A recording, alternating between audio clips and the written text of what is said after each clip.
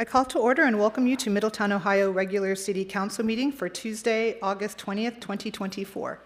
Please join me for a moment of meditation, followed by the Pledge of Allegiance to the American flag. You will hear 3 taps of the gavel when it is time to stand. Please join me for a moment of meditation now.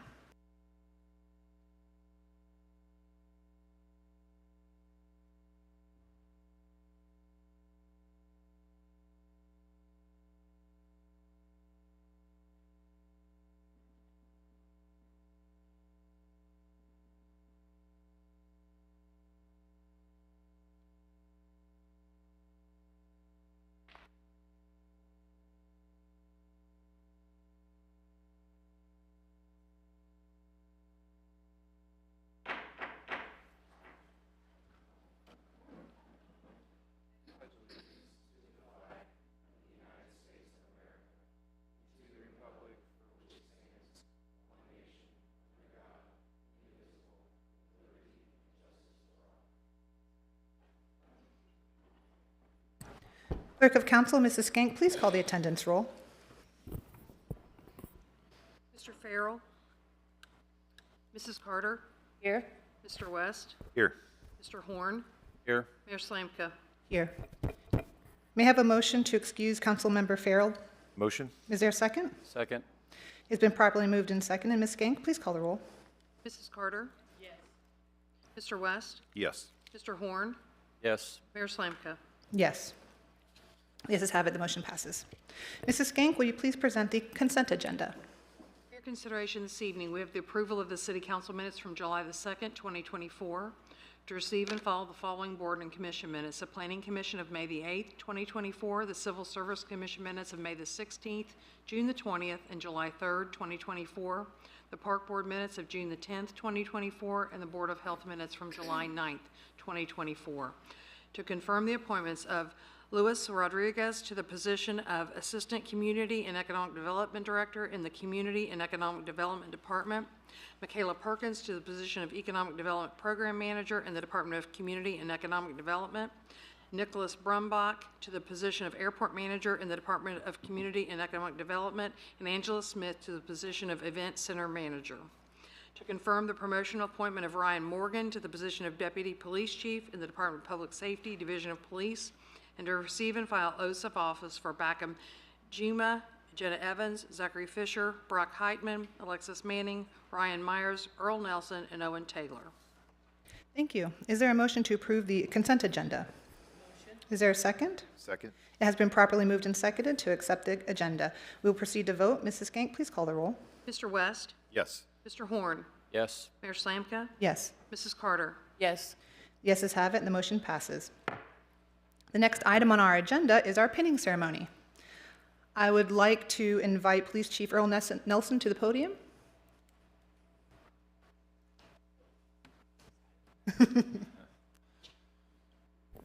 Madam Mayor, Council.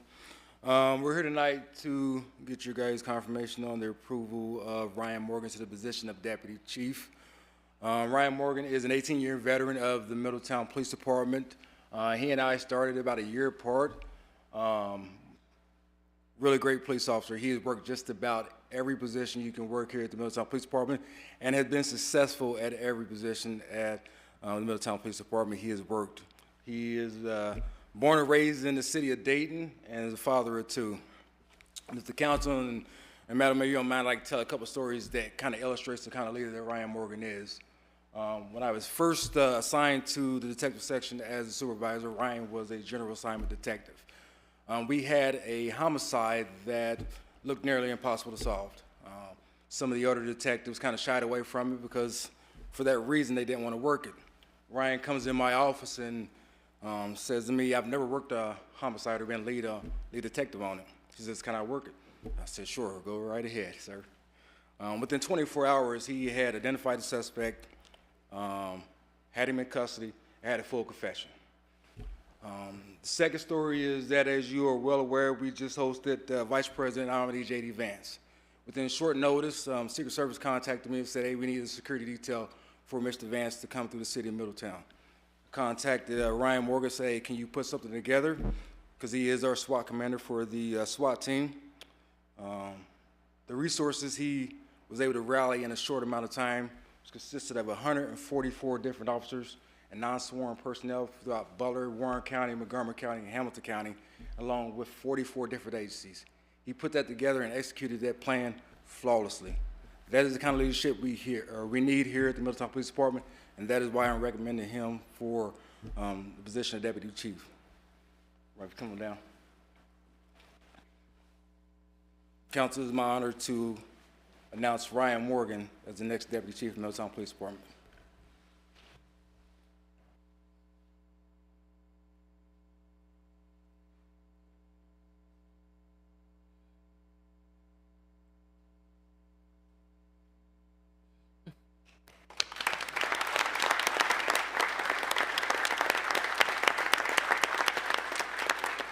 Congratulations. That's wonderful.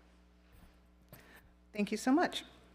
The next order of business is citizen comments. Please read bullet point number 4 of our citizen comments guidelines on the screen behind us as it pertains to your presentations. Professional presentation is expected. This is not a time for debate, questions and answer, or back and forth conversation. This is a time for you, our residents, to be able to present to council on record, uninterrupted, and have the floor. We have 4 comment cards this evening. And I would like to begin by calling Deanna Shores to the podium.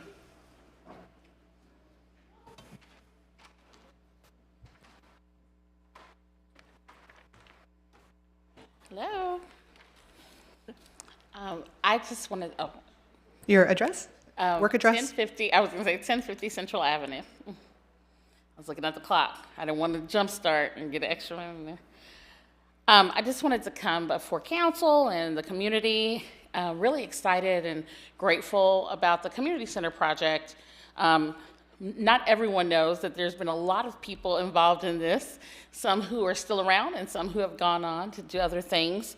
But I just thought it was really important that we just pause and say thank you to those people who spent their evenings volunteering and coming to meetings and helping plan and going on tours and putting a lot of time in. This project started kind of as a conversation back in 2021, and then with a little imagination, we are here finally about to break ground. So city leadership, city community partners, all of whom stayed the course and stayed committed, but I really wanted to just make sure that we, and Stephen Hightower, he could not be here today, but the whole committee agreed that we want to take one moment to thank our residents. I know Pastor Bailey is here, I think, yes. And there was Shanae Uribe and Thomas Falk, because these are the citizens who really just spent that long time coming, meeting, sitting through presentations and trying to dream up a space and place for children to play. And I know that I won't steal any shine from the director there of CBI. I know that she might want to say a few things as well. And I'm happy to share my time with Pastor Bailey if he has anything he wants to say. Yep, so really, we honored the past. We certainly tried to do that, but we certainly designed something that is ready to move to the future. So, thank you. Thank you very much. I'd now like to welcome Verlena Stewart to the podium. Please do state your full name and Middletown residence or work address for the record, and you will have 4 minutes of uninterrupted speech as soon as the clock restarts. Thank you, Mayor and City Council. Verlena Stewart, 4326 Penswood Drive, and I'm also the Executive Director of CBI. I come to you tonight regarding legislation item number 8, the management agreement for the community center. Just 3 quick points. One, I want to really thank the City of Middletown for your consideration this evening. We've also appreciated the opportunity to manage the Sunny Hill Center and to serve the Middletown community for 10 years. And the city has been an excellent partner. We believe that we have honored the spirit of the original agreement, which was to operate, manage, and scale the activities at the then city-operated, that time, city-operated property. Number 2, I wanted to make sure that each of you understood CBI's desire and why. So it is CBI's desire that we opt for the 3-year extension for the management agreement, which would take us out to December 2027. And this is why we are 100% supportive of an RFP process. But what taking us out to 2027 will do is, one, 2025 is going to be filled with managing our existing and future programs in the midst of construction. It is going to be a difficult year for us. We have already experienced a lot of difficulty over the last 3 years with the pending construction. 2026 will allow us to focus on existing and new programs and our grants. CBI relies heavily on grants, while the City of Middletown agreement represents about 10% of our funding. Grants are our bread and butter. And you know, when you write grants, there are expectations that you have to follow. We write for cradle to career programming, but we also write to support the geographical area of the community center. So if we are no longer there, we're in violation of our grants. 2027 will allow us to implement, take a look at all of our new programming, take advantage of the new space and the revenue opportunities that will be a result of the new space. Anything less than that, we feel like CBI will have to somewhat compromise our deliverables, compromise the grants that we have in place and what we are responsible to do, because we'll have to look at potentially transitioning. 2027 also allows us a year to prepare for that transition, to notify our funders, to honor our clients, to honor the community that we serve, and to transition should we not receive an extension on our programs. So I just wanted to make sure that you had that information and the facts. I am happy to talk with all of you again at a later time for more detail, because this isn't really enough time to press in, but it will be difficult for CBI to write grants, manage programs, look at new and existing programs in the midst of construction, potentially looking at an RFP process by the end of the year. So I appreciate your time. And again, I want to thank the City of Middletown and Nathan, because we do appreciate what you have done for us so far, and we have appreciated our partnership. Thank you. Thank you very much. I'd like to call Lucretia Lawson to the podium.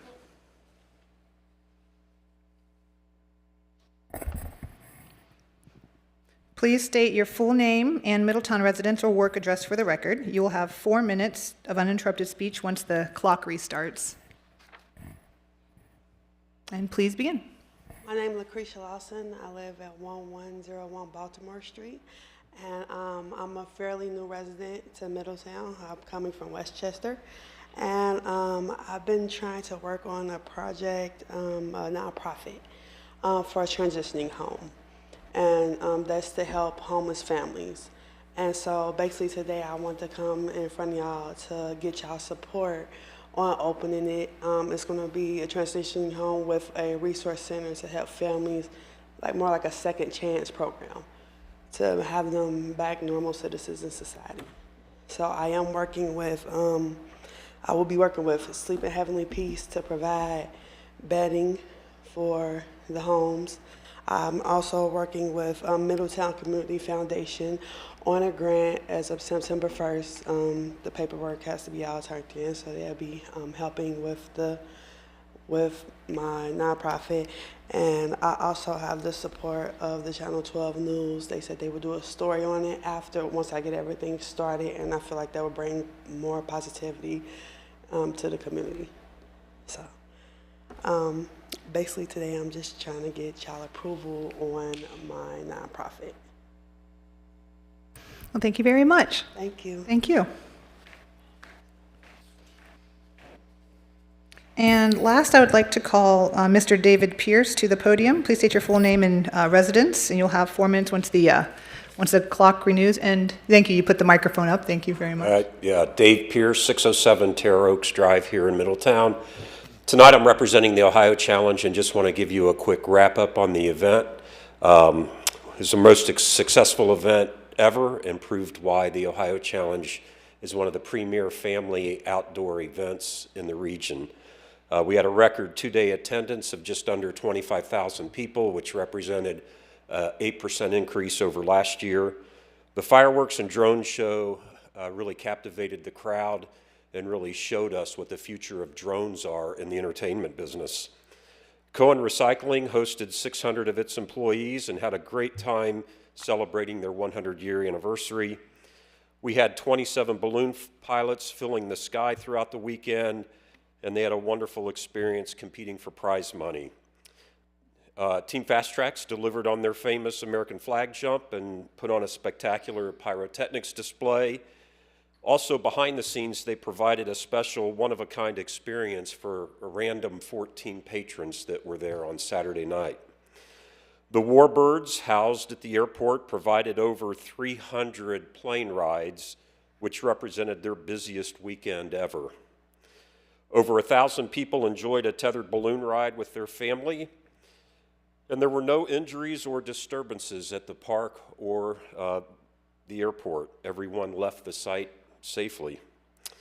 We had the safest and best execution of activities at the airport. First of all, we parked 2,300 vehicles and got them safely in and out of the airport.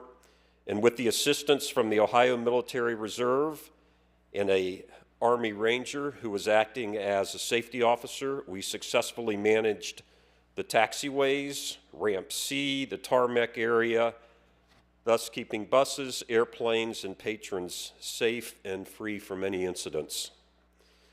We use a number of nonprofits and high school teams to assist us with volunteer-type activities. And we make, out of appreciation for their time, we make donations back to those organizations. And this year we contributed over $14,000 back to the community. I'd like to take a second and recognize the city, and in particular the Parks Department and the Streets Department, for their assistance in setting up the park. Those teams have 21 years of experience in executing with us, and they do an absolute fabulous job, and we very much appreciate it. I'd like to recognize Troy and the IT team for providing an IT solution so that we could accept credit card transactions, which provides for a great customer experience. And I also appreciate Troy sharing the Placer AI data that I in turn used in a presentation to Cronin Ford and Jake Sweeney Chevrolet that explained the demographics of the people that were coming. It gave them great confidence in the type of inventory to bring to the event and put on display. Very powerful data. Hats off to the police and EMS teams for maintaining order and serving people's health needs. I'd like to recognize BCRTA for transporting nearly 7,000 people to and from the airport parking. And finally to the Middletown community and surrounding communities. We are humbled and grateful for your attendance and community support, and we look forward to seeing you at next year's Ohio Challenge, which will be July 18th and 19th. That's all I've got. If you have any questions or feedback, please feel free to contact me. Thank you. Thank you, Mr. Pierce. That concludes our public participation for the evening. Oh, may I please have his card, Amy? Oh, got you.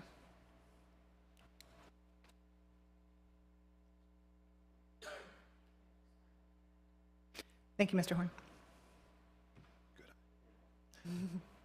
Thank you. Okay, I will call Robert Frazier to the podium. Yes. Please go ahead and state your name and your work address or your residential address for the record. And we will start, and when the clock is back up, you'll have 4 minutes of uninterrupted speech. So just a moment. Okay. We'll get that started for you. Okay, you may begin. Well, my name is Robert Frazier. I'm from Middletown, Ohio, born and raised, seen everything. I work at 1045 Central, that's at the Square, and I have a business called Frazier's Kitchen too. I think everybody need to call in and taste that as well. Basically, I'm here to represent the Square. It's been a lot of complaints. We've been having a lot, and I mainly want to let y'all know who I am and what's going on. Me and my fiance, we became main managers a month and a half ago, and we're here to try to turn everything around, the whole city around, to be honest with you. It's not just the square. The square is just a little part of Middletown. Like, we are Middletown. The kids, down to the adults, down to everything. That's just part of the square. Now, part of Fraser's Kitchen, we really reach. We really reach. And I want to let y'all know that when y'all hear about Fraser's Kitchen, we are yelling out Middletown. We are representing Middletown, and we are here to stay. Me and my fiance, wife, we're not, but I'm kind of nervous. But I just want to let y'all know we are here for Middletown. And anything y'all need to ask us, any kind of questions, please come up to ask us questions. Please don't be a stranger. The reason why I have the card, because this is my first time. I've been here my whole life, didn't even know this existed. So I'm thankful for even being here. And I'll be here for the next one and the next one after that, trust me. At the square, if I could have walked through sometimes, please come and walk through. I will highly like that. We can't control everything. We're not in every room. We're not there all the time. But I want y'all to know we are a part of y'all, and we hear the complaints and we hear everything. And this is basically our cry out to tell y'all that we are here. My name is Robert Frazier. That is Anna Becker. And y'all can come and talk to us at any time. That's it. Thank you.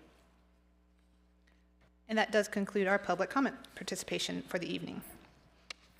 The next agenda item is council comments, and we will begin to my left with Councilmember Carter, and then to my right with Councilmember West, followed by Councilmember Horn, and I will speak last.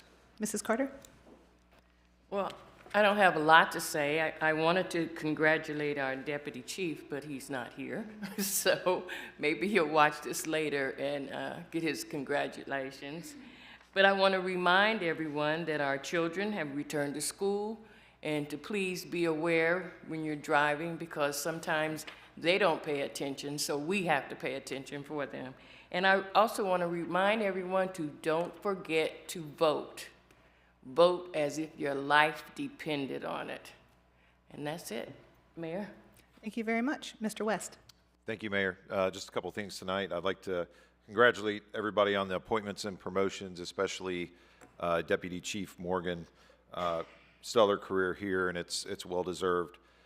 Secondly, on a bit sadder note, Councilman Farrell's not here because his uncle just passed away this afternoon, and he wanted me to pass along that the last thing that his uncle said was he wanted to thank the Middletown Fire Department and the medics that took him to the hospital. So thank you.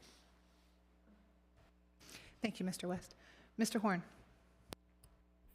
Thank you, Mayor. Just a couple things. I know at times when changes happen and we get a lot of comments of what's going to happen, what's going on. But then when it comes to fruition, and then we have great moments like we do. We now have a chief of police. We now have a deputy chief. Solid people in law enforcement, and will guide our city and keep our city safe. So at times I ask everyone to just be patient when some changes happen, that we will make sure that we do the right thing, and we will make sure that we are protecting this city when it comes to law enforcement. The next thing is I always say I like to do education here. At times when you're driving through the city and you notice there's three ways construction works. One is you have an old building, no one wants to use it, we knock it down, we make green space, and then someone chooses to build on it. And that's fine to do, but then when you look at the current cost of materials and everything that goes along with that, that existing building could be repurposed. And I notice in today's journal news that we're seeing that banks are being repurposed for the incoming dispensaries. And that to me is a positive thing, that buildings that have been sitting for years are now being repurposed. And at times, from my background in construction, it takes less time to renovate than to rebuild. Let me give you an example. After everything gets said and done, all the paperwork gets going, you can get something renovated in 90 days. To build something from ground up, it can take up to 2 quarters or even 6 months. So it's just a great thing to see that we are getting our buildings repurposed instead of having more and more green spaces. And that just means more and more businesses are coming to Middletown, and that is what we want. We want business to come to Middletown. That helps pay into the city. It draws people to come to our city for things, and it also makes people want to potentially live here and raise a family here. So it's always a positive thing when we see properties being repurposed and done properly, because when you repurpose it, you have to go through the same permitting process. You have to still submit drawings. They have to be up to the current codes, and they will be just as safe as a brand new building. So that's a positive. To follow with Steve's comment, condolences to the Farrell family. Zach is our vice mayor and our teammate, and he is a friend of mine. And I don't have a lot of friends, and Zach is a friend. And it was sad to me when he texted me that. And the last time I texted him after I told him I'm genuinely sorry for his loss. And we all should remember this: it's family first. To you, Mayor. Thank you so much, Mr. Horn. I would also like to extend our condolences as a city, as a council, to Councilmember Farrell's family and to him. I have some comments this evening. First, I wanted to recognize that on Wednesday, August 7th, First Lieutenant Dan Corson of Middletown was laid to rest at Woodside Cemetery. Protecting those in Europe and the world, he was shot down and killed in 1942 during World War II when he was only 27 years old. His family never gave up searching for him. It was a beautiful and moving event. Next, this past Saturday, August 17th, the Hightower family celebrated the lives of both Udell Hightower and his son, Kenneth Scotty Hightower. Mr. Udell Hightower was a pillar of Middletown community and a business trailblazer. With only a third-grade education, he left the Jim Crow South and came north. Known for his million-dollar smile, he worked tirelessly at the Armco Coke plant while also pursuing entrepreneurial ventures, cleaning cars, houses, and offices. In 1956, Mr. Udell Hightower founded Hightower's Janitorial Company, which employed hundreds of individuals throughout its years of operation. Through his grit, determination, and positive attitude, Udell and his wife Elsie integrated housing in Middletown, becoming the first Black family to buy their own home and live in the city's East End, bravely enduring numerous challenges to break this barrier. Mr. and Mrs. Hightower did all this and reached back and lifted other people up, leaving a legacy in our city. Mr. Udell Hightower is a shining example of hard work, courage, and unending positivity. Middletown's Hop in the Hangar is taking place this Saturday, August 24th at Hook Field, Middletown's regional airport located at 1701 Runway. Tickets are on sale now. For more information, please visit hopsinthehangar.com. There is going to be a ribbon cutting for McClure Chiropractic next Thursday, August 29th at 11:30 a.m., located at 182 North Briel Boulevard, Suite B. Dr. McClure is a chiropractor for humans as well as a veterinary chiropractor for animals large and small, even koi fish. He was also specifically selected and authorized to treat veterans. Only 20 doctors out of 79,000 in the U.S. have been selected for this honor. For more information, please contact our Chamber of Commerce. Our next Middletown Farmers Market will be Sunday, September 1st from 10 a.m. until 2 p.m. in the Middletown, at the Middletown Bus Depot downtown.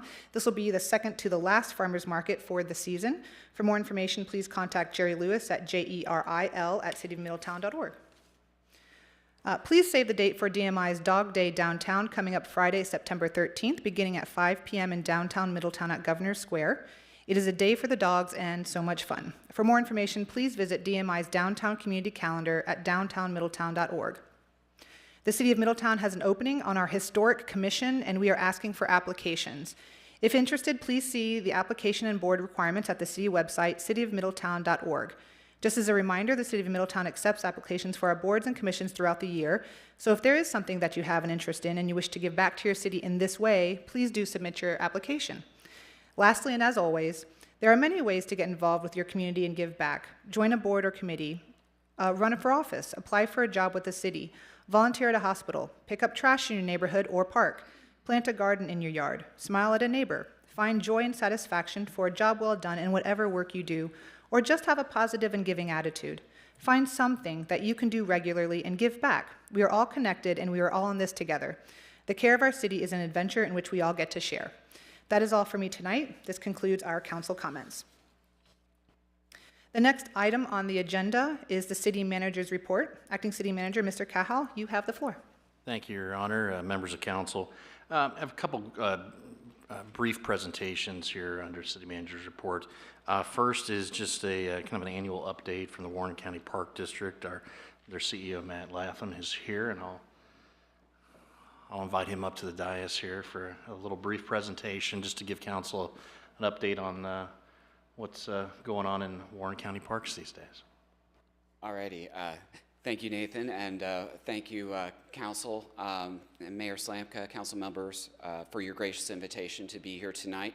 My name is Matt Latham. I'm the CEO of your Warren County Park District.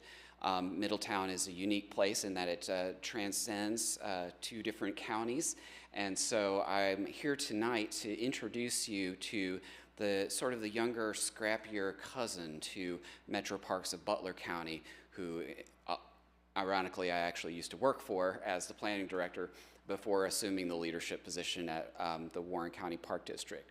So I'm just here to introduce you to us tonight. We have a real deep connection with the city of Middletown because our flagship park is Armco Park, located on State Route 741, just north of State Route 63. This park has a storied history. It's been in this location since the 1960s. The original Armco Park actually is where Miami University Middletown currently stands. And this used to be the private employees' park of the Armco Steel Corporation. And the County Park District acquired this park in 2008 with the help of the county commissioners, the state of Ohio, Turtle Creek Township, and Otterbein Senior Life, who all put in money to preserve this as a public green space asset. And we still have employees who work for us, who also worked for the park when it was the Armco Steel Park. We have employees who worked at Armco Steel that work at the park, or people whose family members work there. So we have very strong historical ties to the city of Middletown through that park. A little bit about us. We have 19 properties all across Warren County. 13 of those are open to the public. 6 of them are undeveloped conservation areas. And we offer the great outdoors. We give people an opportunity to access nature and let nature do her thing. We have programs around nature education. We provide places for walking, hiking, accessing the Little Miami Scenic Trail, fishing, boating, all those outdoor activities. We provide that location, that way for people to get outside. As a county park district, we are governed by a 3-member board of park commissioners that is appointed by the county probate judge. You might recognize one of these members on the board, Ben Yoder, Jeff Blasey, and Wendy Monroe are our other park commissioners. And the park district is currently funded, about half of our funding comes from a grant from the Warren County Commissioners. Now, with the Park District being a separate political subdivision, the Warren County Commissioners are under no obligation to give us any funding at all. However, we have a great partnership with Warren County Commissioners, and so they, give us about half of our funding. The other half we earn through grants and donations, and through the concessions that we offer at Armco Park. We have an executive golf course, we have a softball complex, we have a boat dock, and those generate revenue to support that park's operations specifically. And of course, every pie chart has to have other. The park districts are generally focused on conserving natural resources and developing and promoting access to those resources. And so that results in us having natural resource conservation, outdoor recreation, and nature education as our focus areas. And then we believe we bring unique strengths to the table in terms of being a provider of regional green space, providing opportunities for passive recreation in nature, being a driver of collaboration and partnership across the county to create regional trails and connections, and working across those jurisdictional lines. And so we're involved in a strategic planning process right now where we are reaching out to the community so that we can better understand community needs and trends as it relates to parks and open space and trails, so that we can craft our mission, vision, and goals to respond to those community needs. And most importantly, as an organization, we're working to define our unique value proposition. What is it that we do best? What do we bring to the table that's unique to us, that is complementing and not competing with the great services that cities, villages, and townships are also offering in the parks area? In terms of benchmarking, we are looking at other park districts around the region and the state. We looked at park districts that were closest to us in population, different counties, and tried to figure out where we fit, how we compare to these other comparable park districts. And it appears that there's a problem with the charts, but generally, when it comes to park land, funding, those kinds of things, we are kind of at the bottom in terms of how much funding we're able to bring in each year to provide services to county residents, in terms of how much green space we're able to provide. So we recognize that we have a lot of work to do in this area to really provide great services that the residents of Warren County have a right to expect, and that we see commonly in other counties around the region. But we have a lot of amazing assets around Warren County. We serve 29 different jurisdictions, so we believe we can be a great driver of collaboration across all of these jurisdictional boundaries. Also, there are lots of different park, recreation, and natural assets across Warren County that we can help to coordinate these activities and provide a more coherent, coordinated offering to the public in terms of the park and recreation opportunities across the county.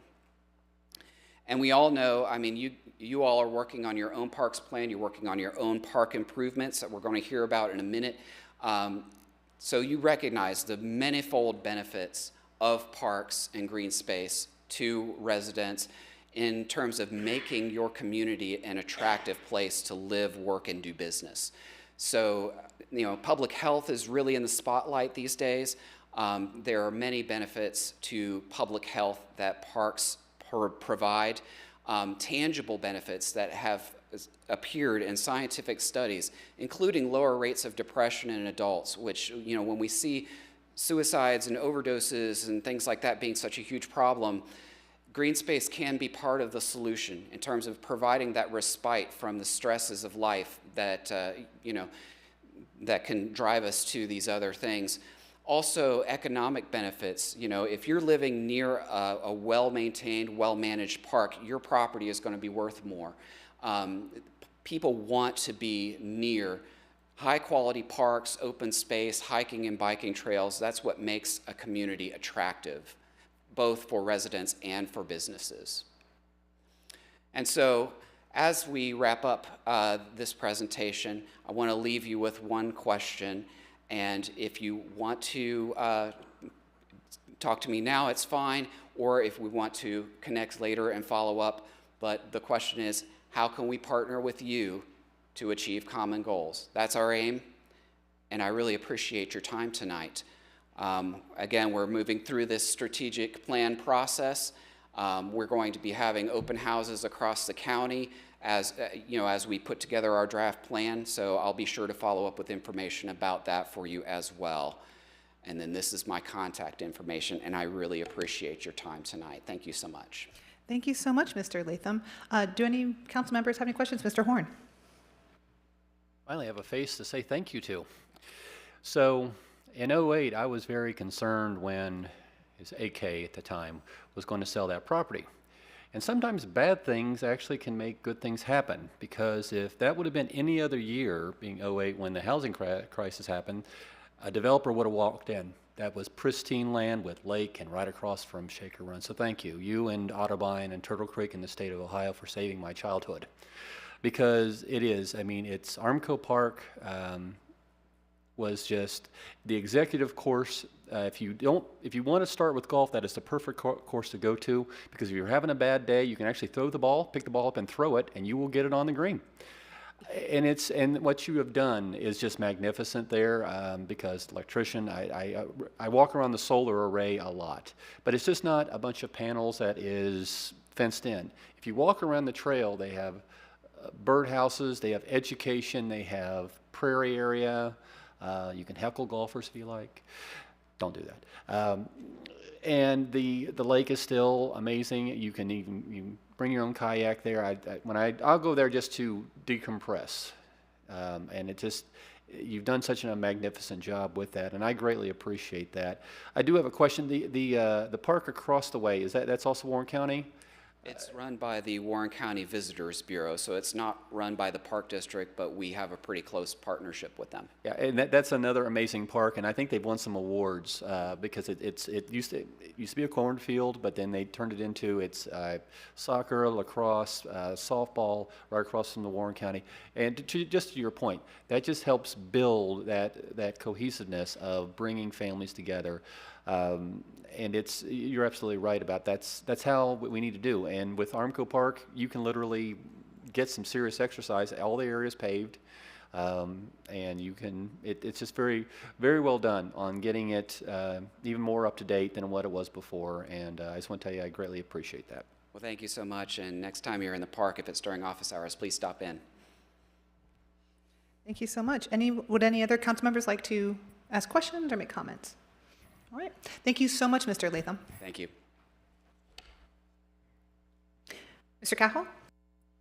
Yes, as Jerry Lewis comes up here to give you kind of a brief update on actually something we're asking you to vote on tonight, just wanted to give council an update, not only on the direction and the recommendation from our park board as to how to start improving Goldman Park, but wanted to give you an update. I know we talked about this in the Friday letter, but the Sherman Park improvements are in their final swing of installation, and we are probably looking at some sort of nice little ribbon cutting event probably right after Labor Day.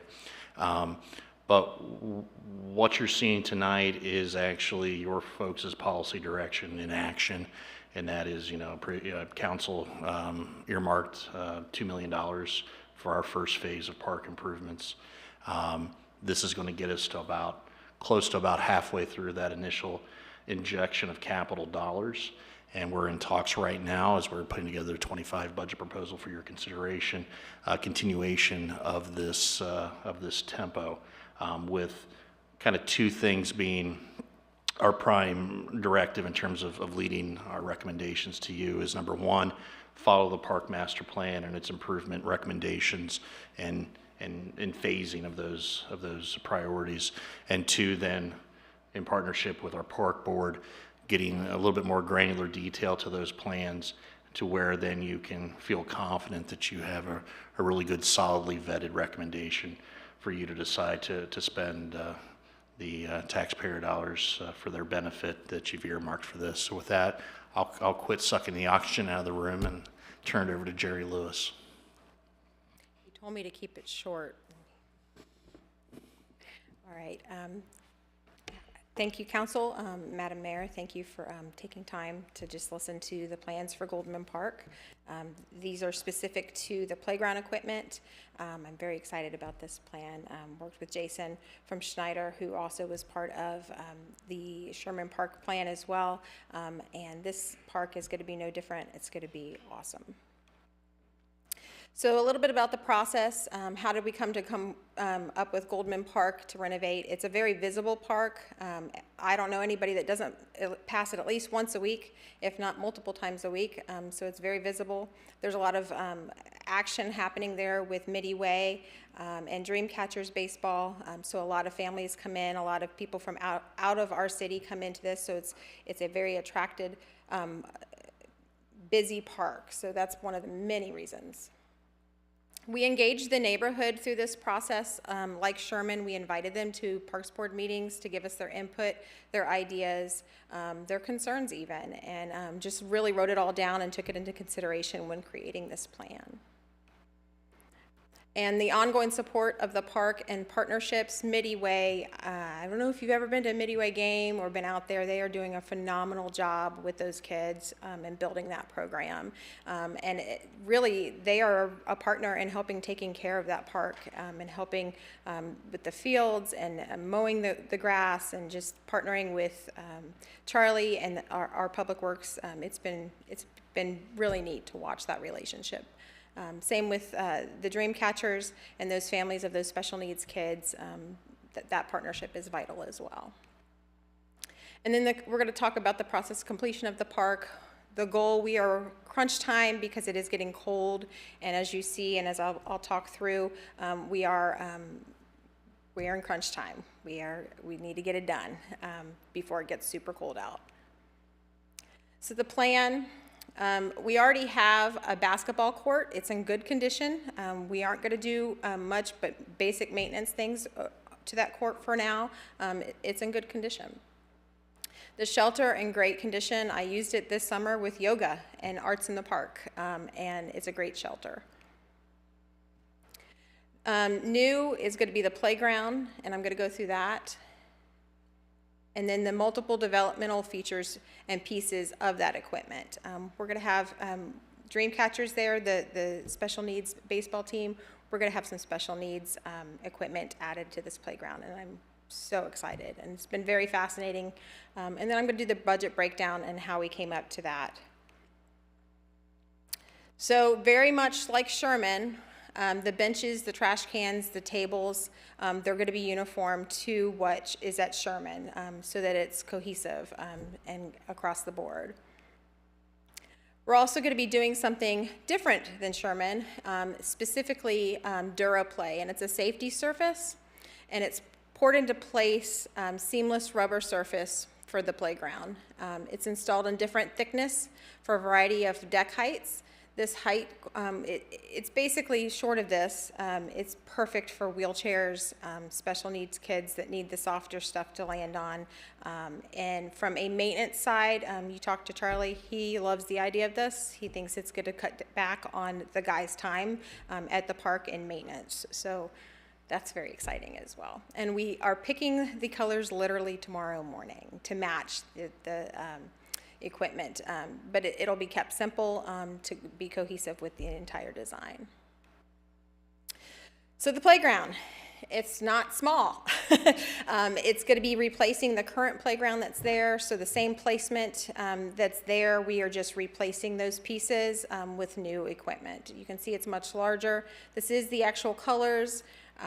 We will have 2 to 5 years like Sherman Park. We have that down in the left corner, the top left corner, at least the way I'm looking at it, is the larger, and that's for the ages 5 to 12 years old. Yeah, pretty excited about that. We also have swings. You can see special needs swings in the middle. Any kid can get on them, but they are specifically for those that need to be transported out of a wheelchair and into something comfortable and fun. You can kind of see in the bottom right the layout of the park. That's currently what the layout is. All we're doing is replacing and upgrading. Specifically, those special needs equipment, there's pictures you can see. The left side, that particular one, it features where the wheelchair can roll right up on it, but there's also a seat for a friend that may not be in a wheelchair or a parent. It's very exciting. Then you've got the 2 swings. They are self-explanatory as well. And then the right, that's very sensory driven. It's very good to get kids out of the chairs, or kids in general. Maybe they're not in a wheelchair. It's adaptable to all kids, not just those in wheelchairs, but yeah. So the budget breakdown, just so you know what's in this, there's 21 features for ages 2 to 5. There's 37 features for ages 5 to 12. There's standing, all ages and abilities, 14 different things. Special needs specific 4, really more than 4, because the freestanding, all ages and abilities. Trash cans, we're bringing in 6, benches 6, and the DuraPlay safety system. In total, and we figured a 5% contingency, that is where we are landing, is $368,531.10. That's the worst case. We are getting the equipment at a savings. We are able to save $36,000 on this equipment, which is very exciting. So, yeah, that's all. Any questions? Thank you so much, Mrs. Lewis. Are there any questions or comments from council tonight? Yes. Yes, ma'am. I like the idea of all this that we're doing, but I have concerns. I have great concerns that we have parks that have nothing. And so what I'd like to see is the park master plan again. Okay. Because we have, and I like what Matt said, a well-maintained park helps the health. And I look at Oakland Park, sitting over there, and we're not working over there. And they've had a plan for 5 years, and we're not doing anything. And the neighborhood is going down more and more. I ride all over Middletown because this is my community, and it saddens me. And I believe that if we start some kind of construction work at Oakland Park, bringing in the things that we're bringing in right now to Goldman Park, people will start to clean up their property. If we put a dumpster in that area, I'm sure they'll start throwing things away and welcome the park. Just helping the neighborhood, making the neighborhood healthy. That's what we're all about, healthy. And I just think once we get started on Oakland Park, and it has nothing to do with the funding, the money's coming from this, the money's coming from that. It's about construction. It's about getting someone over there and getting the job done. Yes, ma'am. I can't speak into Oakland because I'm not on that project. Actually, Jerry, I can. Ms. Carter actually has just got an update here.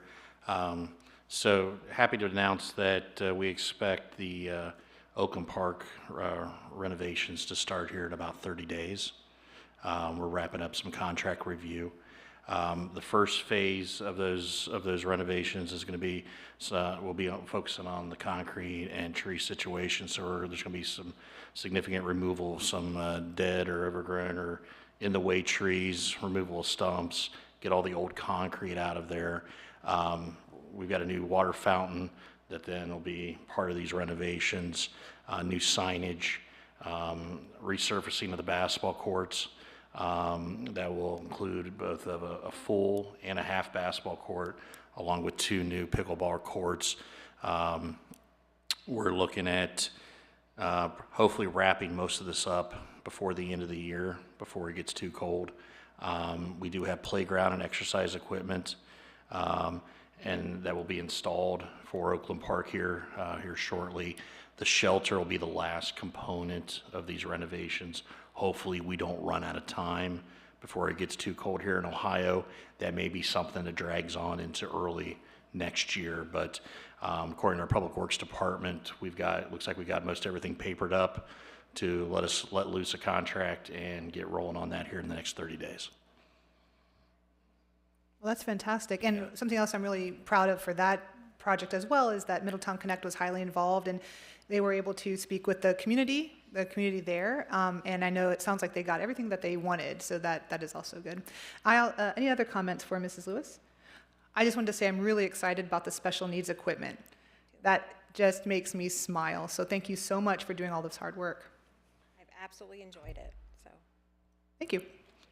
And if I may, Your Honor, members of council, I know we're working obviously on the 25 budget proposal, and that's one of the things I put in the Friday letter is just kind of one of the things we're struggling with, is trying to determine, well, we'll be able to determine what our carryover balance will be in the capital improvement fund for these park improvements. But then it's a question of, okay, on an annual basis, how many of these projects can we get out the door? Because we don't want to budget for something that we just can't get done, and we want to do these the right way. So that's one of the things that we're trying to examine in partnership with the park board and our staff. You know, these level of improvements, we think we're probably at least 3 of these types of projects a year, maybe 4, but that's something that we'll talk about in a little more detail at a later date. But just want to give you an update. Okay, I have one more question also, which is Douglas Park. And you were saying that there was money so that we would be able to go in and fix the splash pad. Yes, ma'am.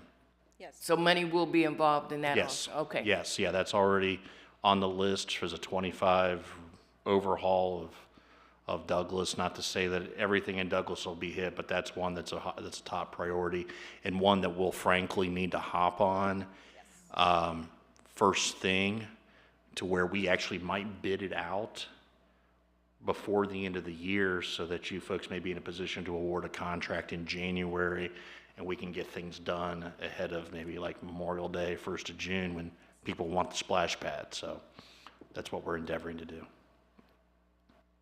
Wonderful, thank you. Did you have anything to add? No. Anyone? Nope. All right, thank you, Mrs. Lewis. Okay, so our next item on the agenda is the motion agenda. We have one item on the motion agenda this evening. Mrs. Skank, please present item A. To authorize the city manager to enter into a 3-year contract with Rumpke of Ohio Incorporated for refuse collection and disposal services from 2025 through 2027. Thank you. Mr. Cahill, the staff report, please. Yes, Council, in front of you is a request to authorize an award of a new trash hauling contract with Rumpke. They're our current provider. Staff recently conducted a bid process. Rumpke was our only respondent. We've had the good fortune for probably the last 5 to 6 years, however long the original contract was, to where we had locked in pre-COVID pricing. So that has helped us tamp down and keep residences' monthly trash rates lower than what you would see in the region. This new bid obviously reflects, as you've read in the staff report, reflects a cost increase, but all things being told, it still seems to be within the realm of kind of the average in the area. The impact here, as you'll see in later legislation tonight, that's a hand-in-hand piece of legislation with this motion agenda item, because if we award the contract, we also need to be able to fund it. This would necessitate a increase to monthly trash rates for our residents of about $2.50.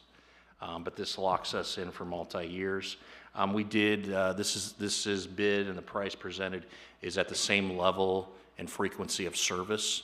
So weekly trash pickup every other week, recycling. You can rent a toter for a monthly fee, so everything would stay the same.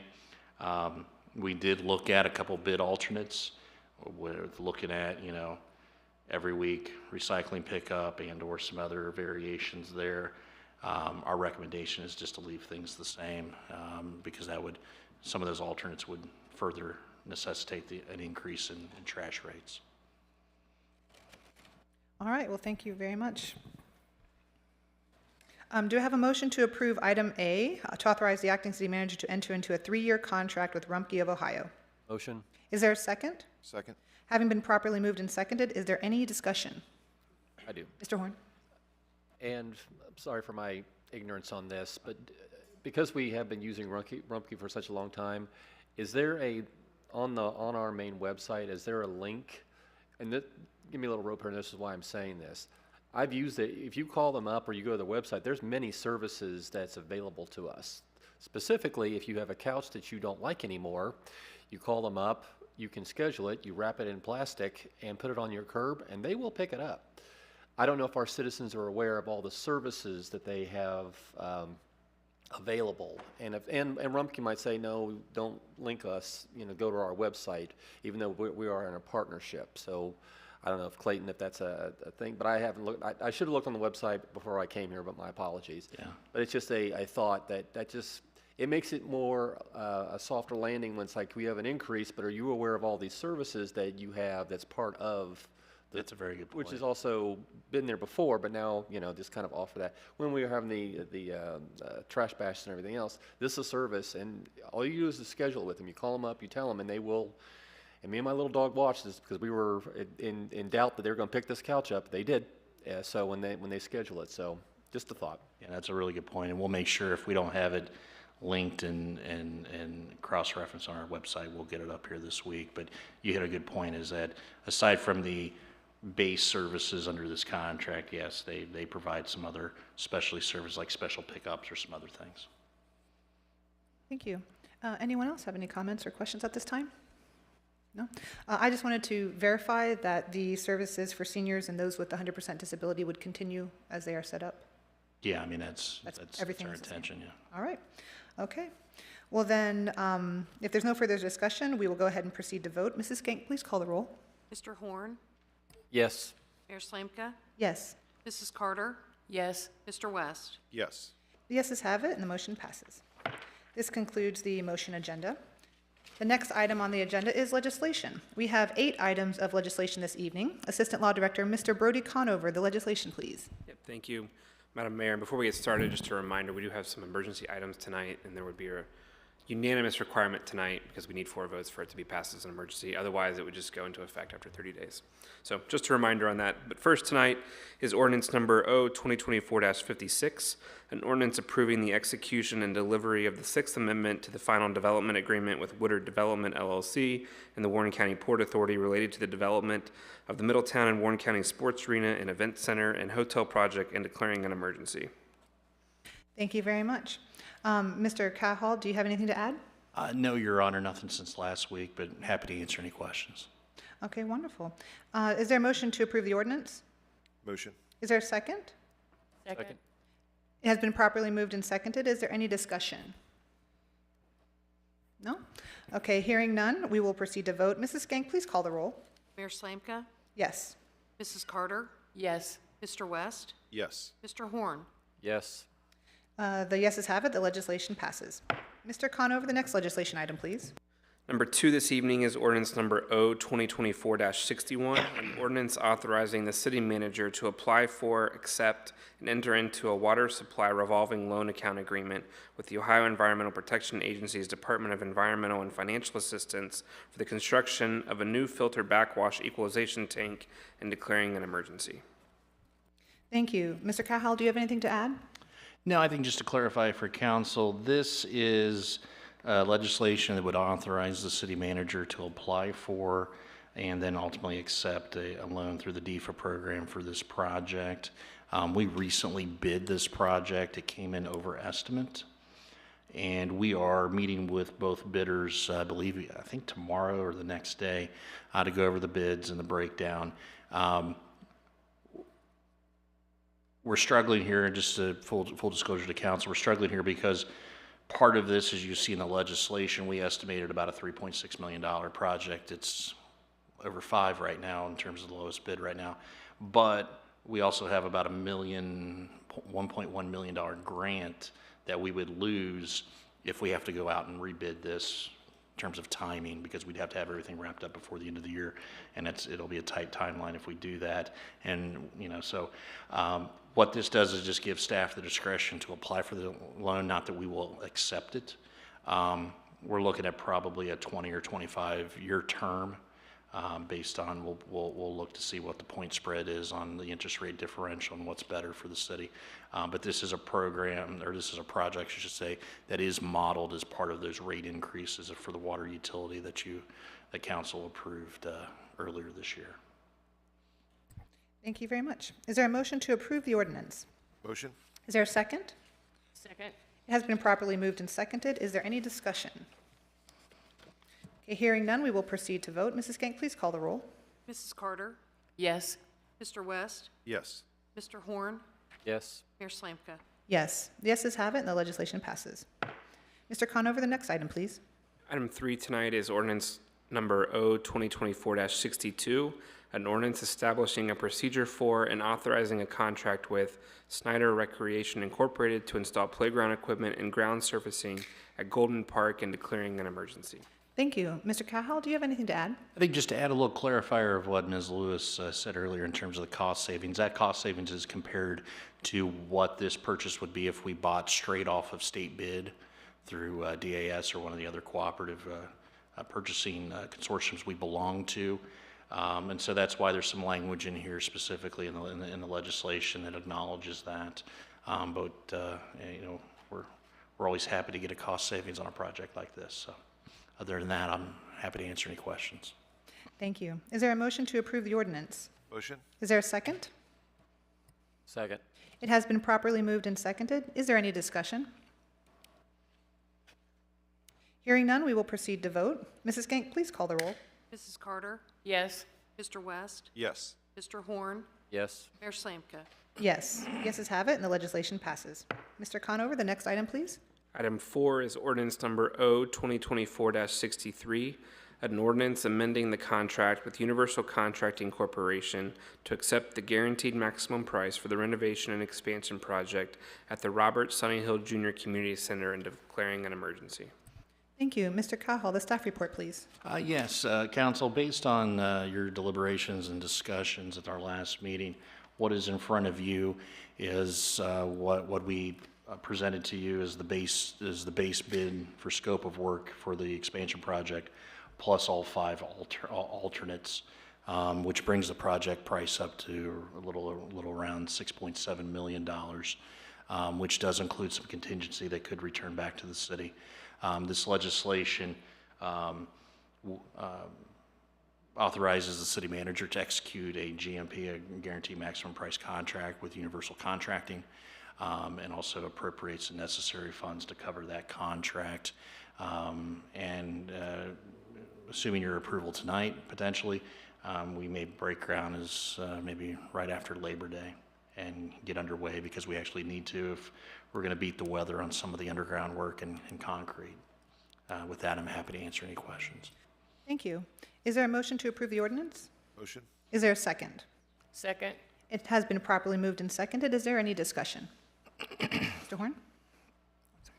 Question, it's just a question on the guaranteed maximum price, which is established, and we're doing a lot of projects with that. How do you work change orders within that maximum price? So it depends on the nature of the change order. So if the change order is, let's say, necessitated because of a design flaw or something else along those lines, it says, hey, we've run into an issue in the field, a practical difficulty that had not been envisioned or whatnot, there's an allowance for the contractor, our general contractor, our construction manager at risk, to dip into the contingency pot. Other types of things where you may have a sub that just says, I told you it was going to be $10,000, but now it's 12, that's their at-risk component. So there are certain allowances within the AI framework for certain things. This project does have a contingency built into that GMP price. I believe it's about $144,000 or so. But we feel confident, knock on wood, of course, that our construction manager at risk, who has been locked in hand with both city staff and our design team with Brandstetter Carroll along the way to vet these plans, to verify from suppliers and subcontractors that everyone understands the scope, because that was one of the bigger things that Universal did on behalf of this project. Is after they received initial bids, they sat down with almost all of their subs who were the apparent low bidders and said, do you really understand what these plans are? Explain what you understand as the scope. And also, this also allows for cost savings if we get negative change orders, or that's what I'll call them, that somebody says, hey, the architects designed it like this, but we found a unit that does the same thing, like let's say for HVAC, and it's $5,000 cheaper, can we use that? If it's agreed upon by the design team of the city, then that's how we work. Okay, yeah, that's only, I want to make sure there was some type of contingency set up, because I know Yes. at the fire house out near on the east side, there used to be a house there. They found a septic system that was, you cannot, no matter how well you bid, you cannot x-ray the earth and figure out, so that caused a delay in the construction and also the remediation. So as long as there's contingencies with that, then the change orders will be within those. And I mean, no construction project ever goes smoothly.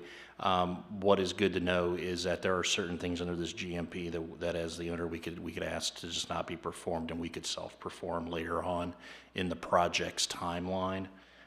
If push came to shove, if we run into some issues in the initial, probably first half of the project.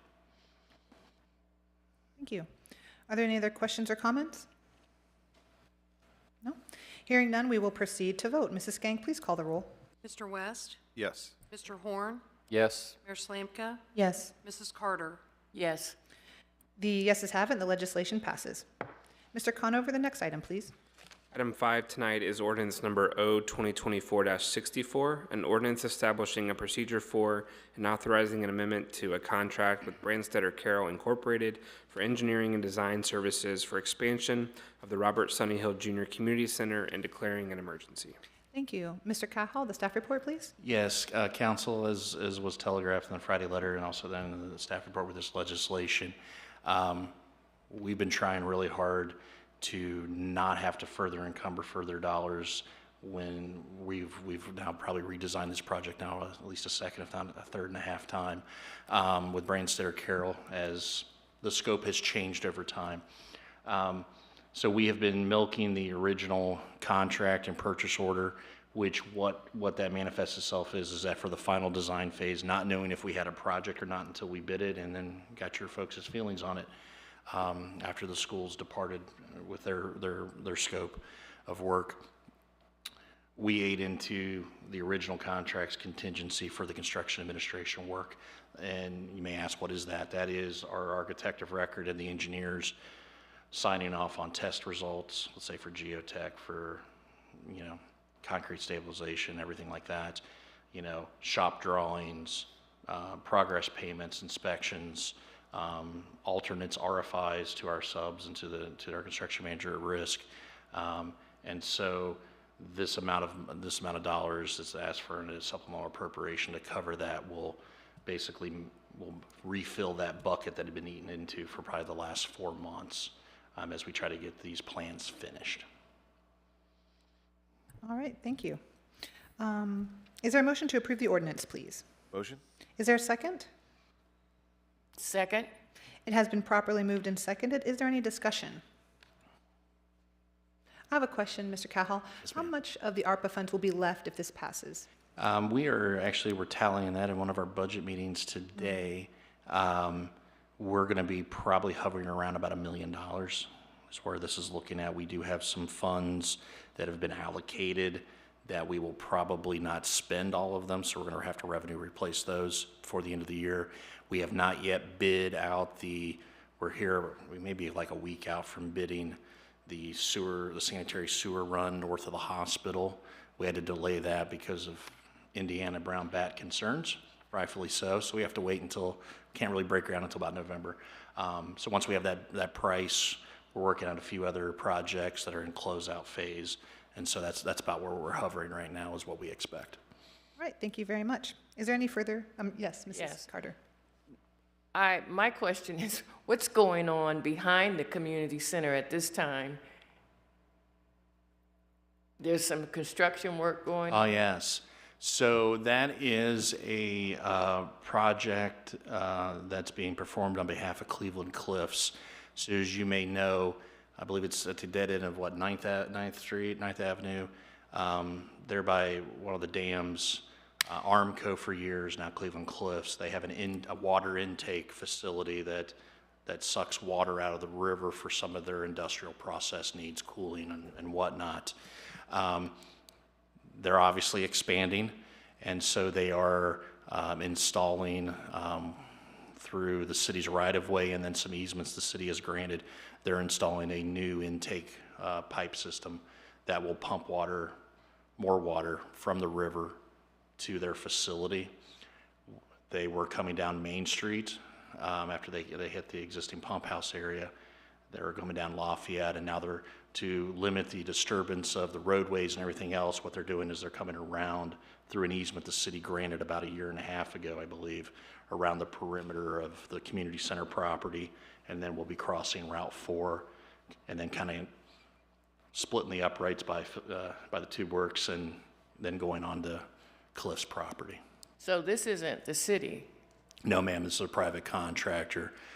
Just so you know, too, as part of their right-of-way permit with us and easement agreement, you know, they're going to be restoring all of our property, as well as they're on the hook to repave South Main for that whole stretch, curb to curb. Okay, thank you. Thank you. And do we have any other comments or questions? Hearing none, we will proceed to vote. Is there a motion? I'm so sorry. We'll proceed to vote. Ms. Skink, please call the roll. Mr. Horn? Mayor Slanka? Yes. Mrs. Carter? Yes. Mr. West? Yes. Yeses have it, and the legislation passes. Mr. Conover, the next item, please. Yep. Item 6 is ordinance number O-2024-65, an ordinance authorizing the city manager to enter into a job creation incentive grant agreement with EI Ceramics LLC and declaring an emergency. There is no action requested until September 3, 2024. Thank you. Mr. Cahall, the staff report, please.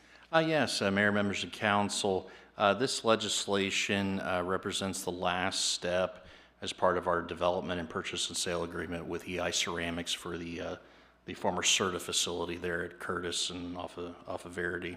They're kind of near Paperboard. This is kind of our standard job creation incentive grant, or JSIG grant. And how this works is that, unlike some other incentives that other communities or the state may give, this is not prospective. This is based on performance. So there is no upfront assistance to the company. What this does is it has a grant component that is given annually to the company during the term of the agreement based on a percentage of the new payroll taxes that they generate by locating in the city and growing their employee count. Those are paid annually after we verify that taxes have been paid and withheld and everything's in good standing. And then those grant proceeds are to be used to reimburse the company for their moving expenses, the renovation costs of this facility construction and the like. The good thing about these types of programs is that if a company doesn't perform, there's nothing paid, but they're also incentivized to perform faster and at a greater rate of tax-based growth, which is a benefit to the city as a whole. And so with adoption of this piece of legislation, hopefully on the 3rd, we'll be able to proceed to closing. All right, thank you. As Mr. Brody Conover said, at this time, this is a second reading emergency, so there's no action required. However, is there any discussion or comments or questions? Mr. Horn?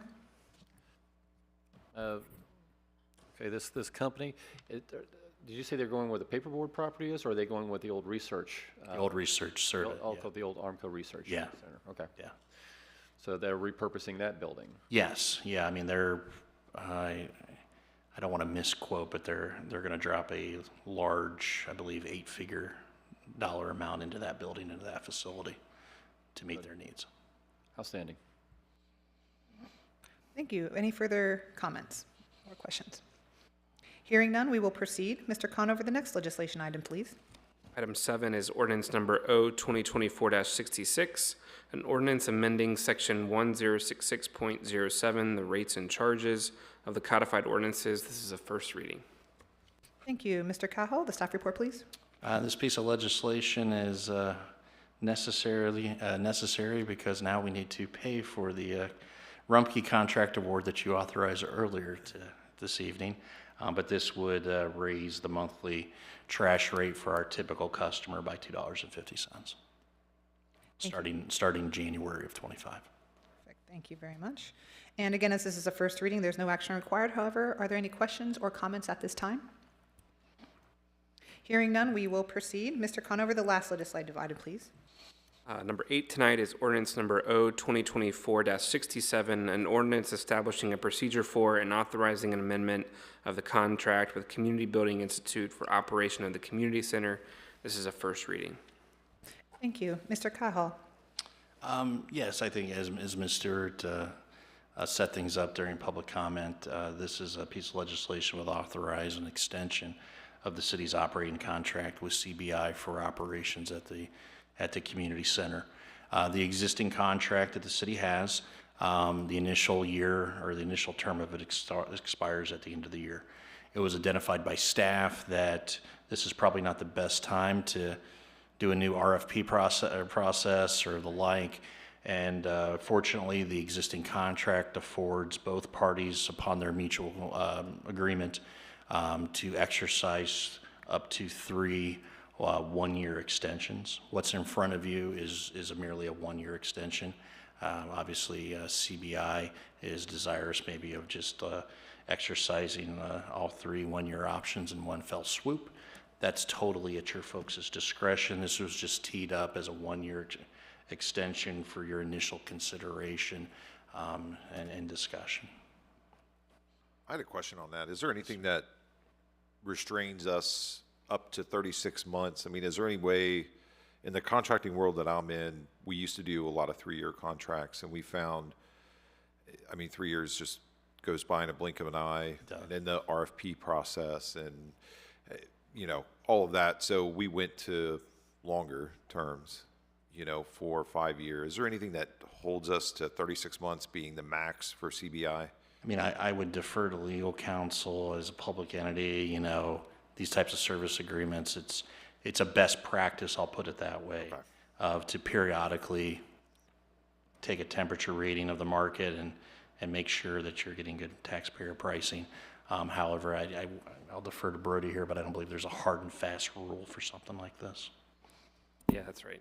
I mean, it's a practice, 3-6 years normally, I would say, like, kind of bid it out and see, but, you know, there's not any, like, statutory requirement or anything in our codified ordinances or charter that requires it. Okay. So does that mean we can go with 3 years? My question was, is there anything that keeps us from going longer than 3 years? Right. So for example, I think this term is a bit more unique with the construction and rehabilitation on some of the existing structure and things like that. So yes, it would, in my opinion, it's 36 months, but it's limited capacity, capability in some areas of their performance of work. So, you know, if there's no thing that's really holding us to 36 months, I'd be interested in a 48-month, for example. I don't know. How does council feel on that? I think that sounds fair. I know Mrs. Stewart was asking today for 3 years at least to opt that, for that option. Yeah. Looking at the agreement so far, I mean, that seems like, Mr. Cahal, that would be possible at least. Yeah, and I, you know, full disclosure, there's no staff objection. We were just presenting what the current contract offers as an option. If both parties are amenable to either exercising all 3 years or something, you know, different, that obviously is your prerogative. You know, I think the bigger issue would be, I believe CBI is, you know, I think thrown out the proposal to lock in their current annual fee for that 3-year period. I don't know if adding another year or so onto the timeline, if that changes anything in the out years. I would defer to CBI. Yes, as long as it's taken to get started with the work. I would say 5 years and guarantee that the work will be done by the time CBI is done. So, any other comments or questions? I do. Mr. Horn? I'm always about, I guess, expanding timelines, and I'm also about transparency since they're here also. Have we had a great relationship working with them? Undoubtedly. I mean, I'll say as your acting city manager, the one thing I truly appreciate with CBI's operations, the community center, that aside from a HVAC issue from time to time or a little bit of a building maintenance thing, CBI is a turnkey operation for the community center. And I've been here over 3 years. I haven't heard any substantiated complaint or legitimate gripe of how CBI runs the facility on behalf of the city in that time. So, and that might just, the reason I ask that question is you reward success and good partnerships, and then that's at times when those relationships are not so great, that's when you do reduce the timeline to see, okay, is this going to work? But I feel if the city and CBI are having a good relationship and everything's working well, then they we reward with more time. What would you think, like the 4-year, the 5-year, what's the thought for council about that? What do you think, Steve? I'm amenable to either, yeah. I 5? just think with construction and stuff, you know, you're getting. It is. Right. It is. I agree. I do want to mention, I am interested in how the pricing would change if we do increase to 5 years with the extension. Well, I think what we can do is if you're signaling that you're amenable to a longer term, I think me and Ms. Stewart, we can probably figure something out to present to you folks as maybe an amended version of this at our next meeting. That's easy to do. Good. Excellent. Any more comment or questions? No. All right. Hearing none, that concludes the legislation for the evening. The next item on the agenda is unfinished business. Do any council members have anything they would like to bring under unfinished business? Hearing nothing, we will continue to the next item, which is new business. Do any council members have any new business this evening? Mr. Horn. Mr. Cahill, Yes, sir. the new business I want to discuss is construction. So where are we at on the firehouses, the big stormwater thing that has grown 2 cranes, and then Renaissance Point? Yes. Starting with the firehouses, we are on schedule. That our first 2 firehouses, one of them being the new headquarters there at near Yankee and University, we are on schedule to softly move into those, looks like mid-December, as a nice stocking stuffer for our fire division. And we're working out some finer details because we want to make sure some of at least the substantive punch list items are handled. But our intention is, at least for headquarters, is to invite the entire city to a community open house at that facility. I know the fire chief will get anxious if I throw out a specific date, so I won't, but probably a little after New Year's, probably middle of January is what we're on track for. Then the subsequent 2 firehouses are tracking about, last update I got, probably about 4 or 5 months behind those first 2. So there's nothing, famous last words, I'll get an email in the morning with somebody's hair on fire, but there's nothing that's been reported that seems to be a concern for any delay in that timeline. So, optimistically by, later than summertime, we have migrated from all the existing fire stations to all the new ones. And the stormwater? Oh, yes. So our big hole in the ground over there. So what you're seeing right now is after they've done that extensive amount of excavation, they've identified some things that never fails. You dig halfway to China, you're going to find something you don't expect. So we've been dealing with a few things there. Making sure that we don't bust into a strata of groundwater and defeat the purpose. So our construction team has been doing very, very good work. What you're seeing right now is a layer upon layer of concrete pours that are constructing and forming the compartments of that CSO basin that will store the inflow. We'll then move it within that system. And that work is going to continue for quite some time. The last 2 components of this project then are the installation of the final mechanical and machinery components of this, because think of it as a large septic tank for combined sanitary and storm runoff. You got to get it out of the tank somehow, so there'll be a series of pumps and buckets and everything that then will hit into our main gravity lines and then take it eventually to the treatment plant.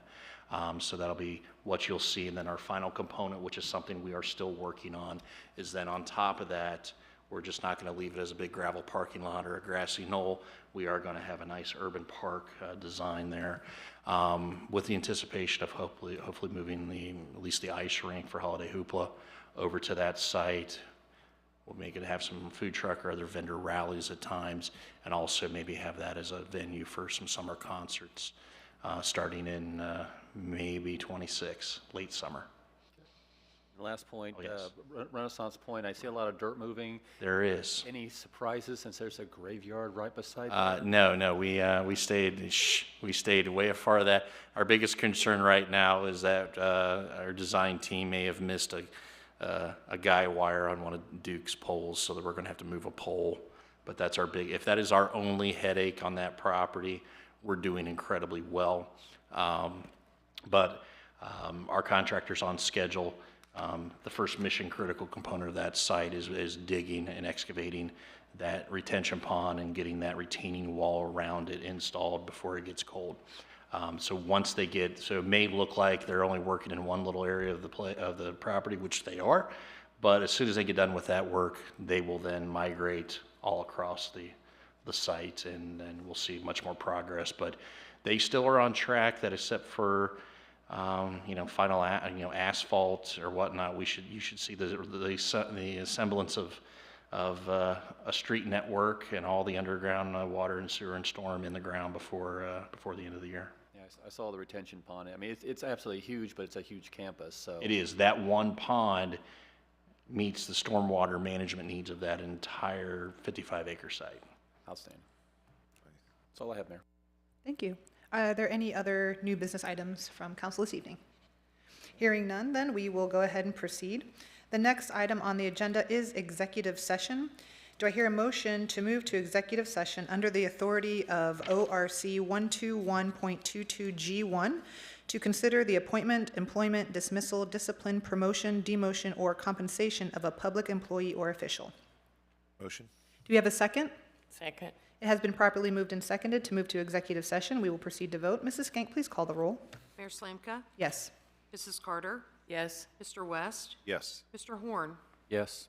The yeses have it, and the motion passes. Council will now move to executive session. We will be returning to open session to vote and adjourn the meeting.